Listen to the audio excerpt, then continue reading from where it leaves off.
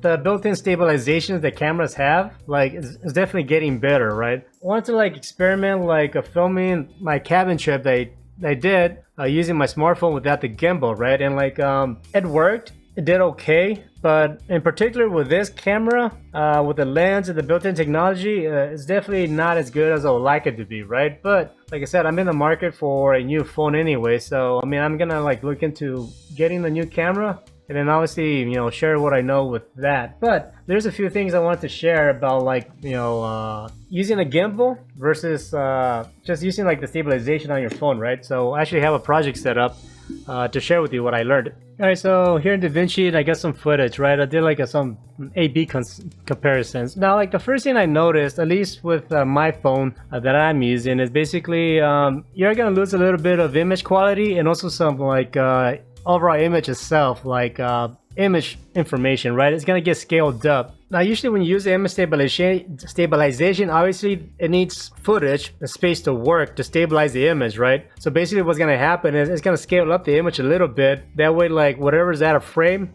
it doesn't get cut off. You don't see the edges, right? So that's gonna happen. You're gonna lose a little bit like of visual information, and also because it's scaling up, that might cause a little bit like unsharpness to happen. So your footage is not gonna be as crisp as it can be. So I mean, I actually have an example of that. So I'm just gonna change the color of this to let you, so you can see the difference. So this is like non-stabilized. Make that as big as possible.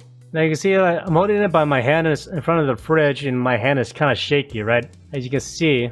Whatever, handheld stuff, you know, I try to hold it with my hand as steady as possible, but it's gonna get every little shake and jitter and so on and so forth, right? Now, like, keep an eye on the edges here. See, you can see the edge of the fridge. Now, this is what happens when I turn that stabilizer on. See how much you got cropped in? But now look, and this is me being in the same spot, so you can see the difference. It's not as jittery as it was with my hand, but as you can see, like, a lot of like space got lost. This is no stabilizer. And that's with stabilizer. You can see how much information gets cut off, say like here in the top left. Now it's like in the same spot. You see like this magnet in Las Vegas gets completely cut out. And you know, again, that's because like it needs like space for like the image to be centered, right? So it's gonna like scale everything up a bit, and you know, you kind of lose a little bit of information there. Also, another thing is like because it's scaling up a bit, it kind of blurs the image a little bit. It's not as sharp, you know. It kind of like you lose a little bit of detail, right? Now, for the most part, like if you have a steady hand, this is me just walking. I was doing the handheld walking, and it looks okay. Oh, that's another thing. You know, walk into like the building, I do a little pan, it looks okay. It's a smartphone, you know, it doesn't have like the best like resolution, depth of field or whatever, so not everything is as crisp as I would like it to be. And like I have tried doing like a little bit of image sharpening, and it doesn't really help. Let me find a good spot. Okay, so say like, I don't know, this shit right here. I'll get the bottles, and let's just say I want to sharpen this section right here. Go to color, think you can sharpen it this way. Go like around there. It doesn't really help, you know, it just kind of brings up a lot of noise. I mean, it does sharpen a bit, but you know, like I said, then you start getting a little noise, and then like, you know, if you add a denoiser, that's gonna like slow you down and stuff like that, right? Here's another two examples. This is my girlfriend. You know, she's shopping for some clothes. As you can see, it's jittery, you know, I was indoors, didn't have the best lighting. But now when like, I add the image stabilizer, it just like zooms in so much. You know, see, it's like I had to step back more because like it just like it zooms in a bit more, scales the image up a bit more to like you know,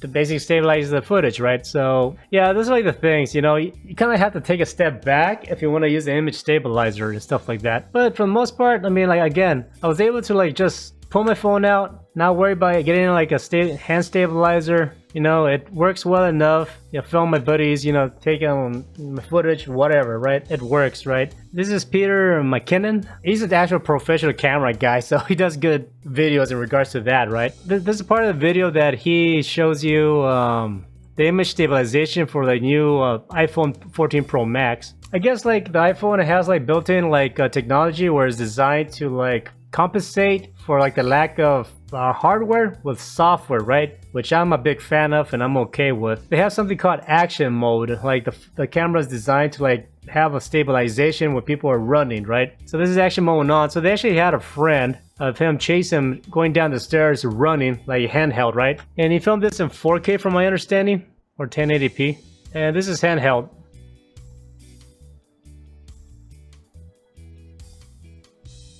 Alright, so I mean, like, the fact that that's handheld and that's using something called action mode, they turned that off and like the camera already has some form of stabilization built into it. So this is without the stabilization, and I see it's more jittery, but it still looks okay, right? It's still manageable. You know, he holds the camera and he starts jittering it, and then like, you know, he does this thing. As he's shaking the camera, see, like, it still stabilizes like the footage okay. Like I said, like the part of this video that interests me more is like the overall image quality. It looks good for me. And then having this action mode shit on, like, this is handheld, looks like as if it's on a gimbal, right? So I feel like this video is going on long enough. Thank you so much for hearing me talk. I really appreciate it. Alright, man, talk to you guys next time. Peace.